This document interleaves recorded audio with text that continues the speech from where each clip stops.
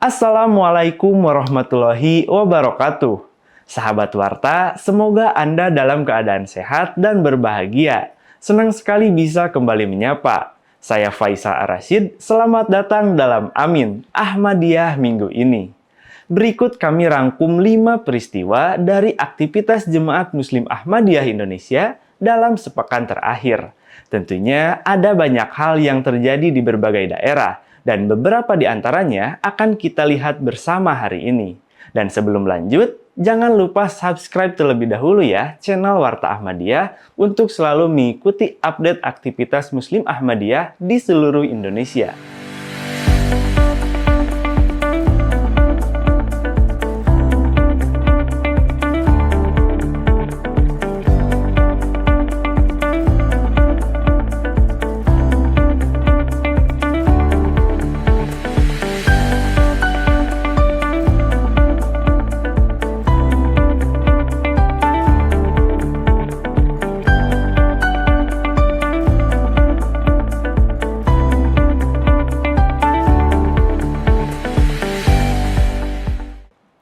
Pemirsa, kita mulai dari Inggris. Jemaat Muslim Ahmadiyah Global kembali menggelar National Peace Symposium tahun 2026 pada 16 Mei lalu di Tilford, Inggris. Tahun ini, simposium perdamaian tersebut memasuki penyelenggaraan ke-19 dengan mengangkat tema keadilan global yang mutlak adalah fondasi bagi perdamaian sejati. Dalam pidato utamanya, Khalifah Islam Ahmadiyah, Hadrat Mirza Masroor Ahmad, menyampaikan keprihatinan terhadap meningkatnya konflik, ketidakadilan, dan ketegangan global di berbagai belahan dunia. Hujur menegaskan bahwa perdamaian tidak dapat dicapai hanya melalui pidato dan retorika, namun memerlukan langkah nyata, keadilan, dan dialog terbuka antar negara. In recent times, many influential people, including politicians, scholars, and religious leaders, have condemned the rising tide of global warfare and injustice and urged governments and citizens alike to prioritize peace and security.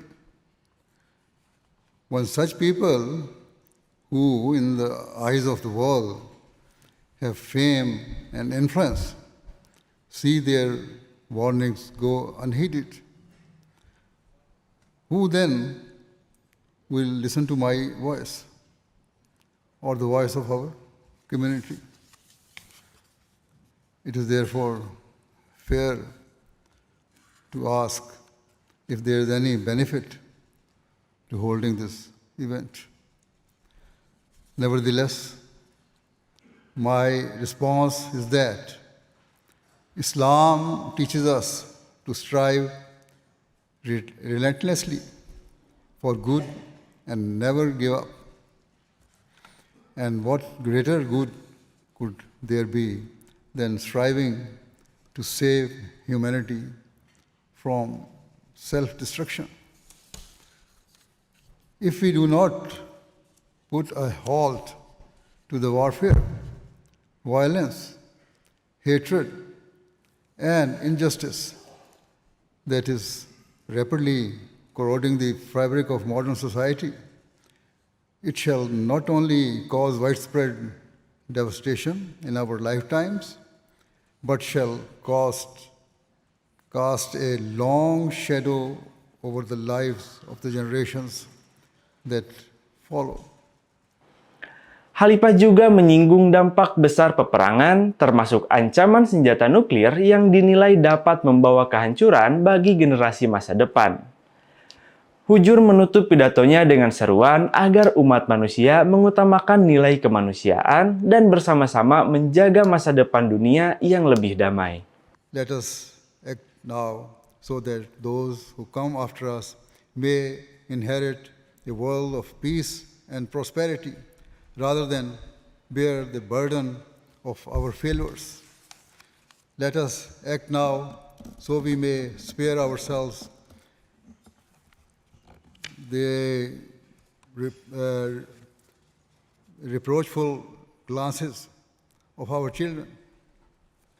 Only then will this peace symposium have fulfilled the promise of its name and not merely be a gathering of good intentions, but a turning point in the pursuit of peace.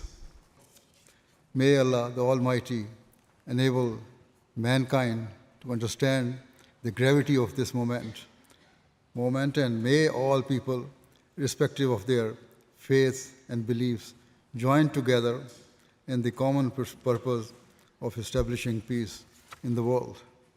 Sejumlah tokoh politik Inggris yang turut hadir dan menyampaikan sambutannya antara lain Gregory James Stafford, Sir Edward Jonathan Davy, serta Sima Malhotra.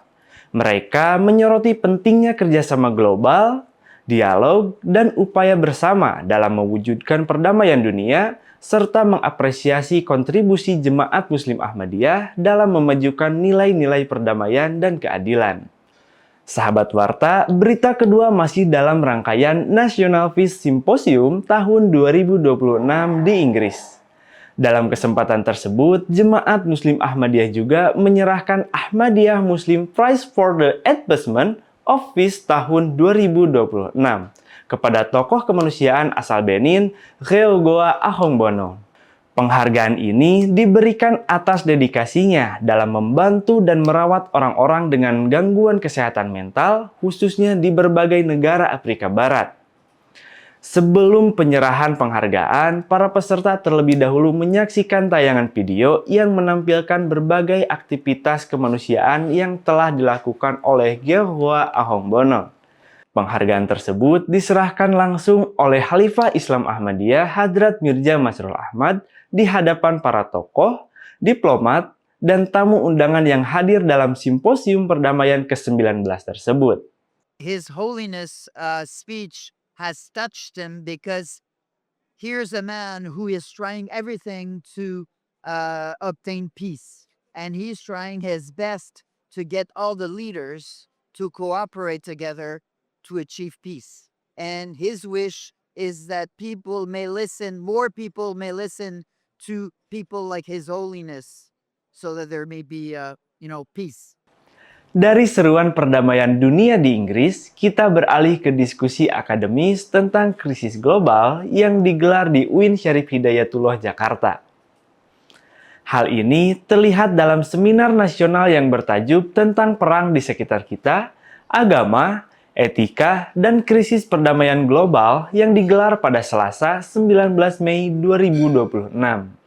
Kegiatan yang digelar UIN Syarif Hidayatullah Jakarta bersama Jemaat Muslim Ahmadiyah Indonesia di ruang Teater Haji Abdurrahman Parto Sentono, Fakultas Usuluddin UIN Jakarta ini menghadirkan sejumlah akademisi dan tokoh, di antaranya Dekan Fakultas Usuluddin UIN Jakarta, Profesor Ismatur Rofi, Ketua Program Studi Magister Universitas Islam Internasional Indonesia atau UI3, Dr. Zezen Zainal Mutakin, Dosen Program Studi Agama-Agama, Dadi Darmadi, Pendiri Studi Agama ID, Tri Indah Anissa, serta Mubalig Muslim Ahmadiyah, Maulana Lutfi Julian Putra.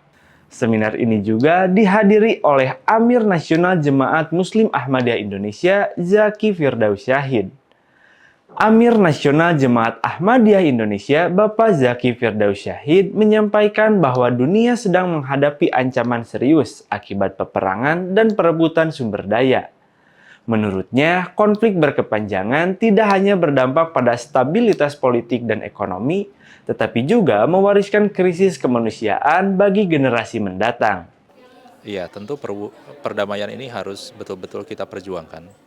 Harus betul-betul kita wujudkan dan harus betul-betul kita promosikan dan kampanyekan kepada lingkungan sosial yang kita miliki masing-masing sesuai dengan kapasitas yang ada pada diri kita.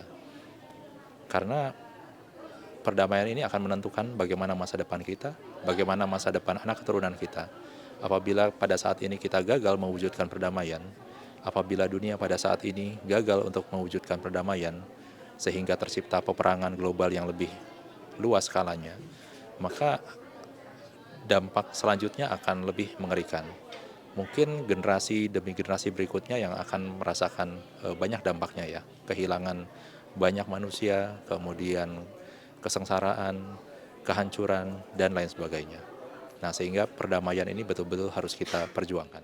Sementara itu, Ketua Program Studi Magister UI 3, Dr. Zejen Zainal Mutakin, menilai sistem internasional saat ini masih diwarnai standar ganda dalam penegakan hukum global. Menurutnya, besarnya anggaran perang di berbagai negara turut memperburuk krisis kesejahteraan masyarakat dunia. Ya, saya kira memang kita punya banyak masalah terkait dengan keadilan secara global, terutama karena negara-negara adik kuasa selama ini selalu menerapkan prinsip standar ganda ya, bahwa mereka selalu mengedepankan kepentingannya negara masing-masing dan kepentingan sekutunya, dan karena itu memang kita menemukan problem ketidakadilan yang secara sistematis dan secara global kita bisa ditemukan, terutama menimpa pada negara-negara muslim. Kita tahu misalnya dalam konflik terbaru Iran diserang, Palestina diserang, Libanon diserang, tetapi hampir tidak ada penegakan keadilan, misalnya penghukuman terhadap orang-orang yang selama ini menyerang, dan karena itu orang-orang selama ini menyerang masih mendapatkan impunitas atau tidak tersentuh oleh hukum dan mekanisme yang ada di dunia internasional, dan itu saya kira sesuatu yang sangat kita sayangkan.